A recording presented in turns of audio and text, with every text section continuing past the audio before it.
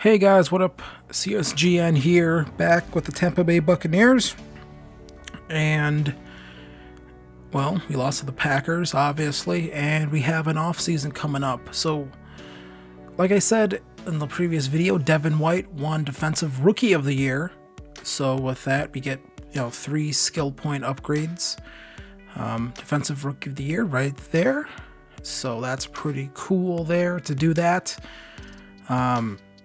Played really nice, and actually with these upgrades that we're about to apply to him, we should get him to an 80 overall, which means he has Superstar Dev, which actually means he should be receiving a Superstar ability. So let's get these upgrades in. We are just going to go Field General for these ones 3 times.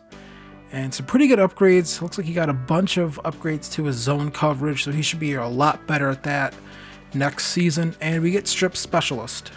So, I don't know if anyone on this channel that watches this channel plays MUT and has used Strip Specialist. If you could tell me if that's a good ability or not, that would be really nice. Sort of let me know if that's a decent ability at all. So there we are. There are the Defensive Rookie of the Year for the NFC. Sean Murphy Bunting finished 9th in the voting for that, I guess you would call it. And Jamies Winston did get an upgrade to Star Dev, which I was hoping for. I think he put up good enough stats. I think the way it goes, you have to be like within the top 5 or something like that for passing yards and touchdowns, which I believe he was in the top 5 for both of those. Chris Godwin, he gets a development trait upgrade to Superstar, and he gets Post Flag Elite, which I think I would have liked some of the other ones. But either way, hopefully he can get up to Superstar X Factor, because that would be really awesome to have both of those guys, Godwin and Evans, at that level. And OJ Howard, he had a really good season. He didn't get anything. Player Award, NFL Receptions Leader, I believe for tight ends. Didn't get any. I'm surprised he didn't get any like dev upgrades or anything like that. That sort of surprised me. Maybe this is like a mini player review on him. Let me know what you guys think, because I'm thinking about upping him to Superstar, because he had an insane season. We're going to take a look at it. 98 receptions, 1,100 yards, 8 touchdowns. He had a monster season. So, I don't know. Tell me what you guys think, but he played great. So, Packers won the Super Bowl, and we're going to head into off-season negotiations, which most of these we put off till the end of the season, sort of waiting for whether or not guys would regress. So Jameis wants a 5-year, $123 million contract. I'm sort of not keen on doing that. It's going to be more pricey to give him sort of another 1-year deal to sort of really let me know whether or not I want to move forward with him long term. But yeah, I'm just not comfortable giving him a 5-year deal or even really a 2-year deal. So it's going to be pricey, and we're going to try to give him around $17 million, I think. I think I get it back up to like 20. I sort of decide, even like around 20, like just 20 straight on the dot. And we sort of go and see if that is something that he's interested in. I'm not exactly sure what the tag would be at this point. I wasn't sure. And he says no, he's not interested in signing, which means we are just going to franchise tag him 1 year, $26.6 million. So that's going to eat into our available funds for free agency. If it would have been cheaper, I guess, for the season if I would have just given him the 5-year extension, but just not comfortable doing that just yet. I want to see another season with him. DeMar Dotson, he's regressed, and but he's not interested in coming back. I'm fine with that. He didn't play very well down the stretch. Neither did Donovan Smith. Neither did Alex Kappa on this offensive line. So at that point, we're going to have to possibly look at drafting guys. Tony Brown, 3-year deal for him. We're going to bring him back, let him develop into a sort of decent depth guy. And then Josh Malone, coming off the practice squad. He was decent this season, so we're going to bring him back. Rashad Perryman, not going to be back. He's going to be gone. Jimmy Moreland, I believe, is going to be gone. And we're going to wait on Ndamukong Suh. Here are retirements. You see Drew Brees retired. Frank Gore retired. None of our guys retired. Jason Peters retires. Vernon Davis, Alex Smith, who is a punter, which I think Andrew Luck might still be a punter. In this roster that I had, Eli Manning retired as well. So just going through these retirements, none of our players retired, I don't believe. So no retirements for us. Andy Reid retires. Here's Donovan Smith. I was looking at his contract. I was like, can I get rid of this thing? He played terrible. He was bad. And yeah, that's a $14 million cap hit. Not going to cut him. Maybe. I don't know how that would work. Would that just be a $14 million cap hit currently? Or what? I don't know. Either way, William Golston, we're going to release him as well. He didn't do much this season. Really didn't notice an impact from him. And we're probably going to draft someone to replace him. So, free agency. We have $38 million to spend. And I'm going to spend some of it on a fullback. Yeah, a fullback. You heard me right. A fullback. You know, we're going to take some pieces from the team that beat us. Receiver, I don't have the money to necessarily go after some of these guys like how I would want. And there's nothing really all that impressive on here. You know, any receiver we sign is like going to be like the third guy. So we're trying to find someone that I think could really fit that. And Antonio Callaway is interesting. We might come back to him later. A little too expensive for us still. And we are just going to actually go with Alan Lazard here, out from Green Bay. Yes, I signed 2 former Green Bay Packers after they beat us in the playoffs. You know, it's just something. So we offer him that deal. I believe that's 9.27 over 3 years. I think we offered him. I'm not sure. I could have read that wrong. My bad, guys. So another tackle is something that I'm looking at because we don't have a right tackle currently because, like I said, DeMar Dotson out of here. And with that, we are actually going to go with Calvin Beachum Jr. 1-year deal for him, but this one we're going to sort of outbid everyone. We're going to lock him up for a year.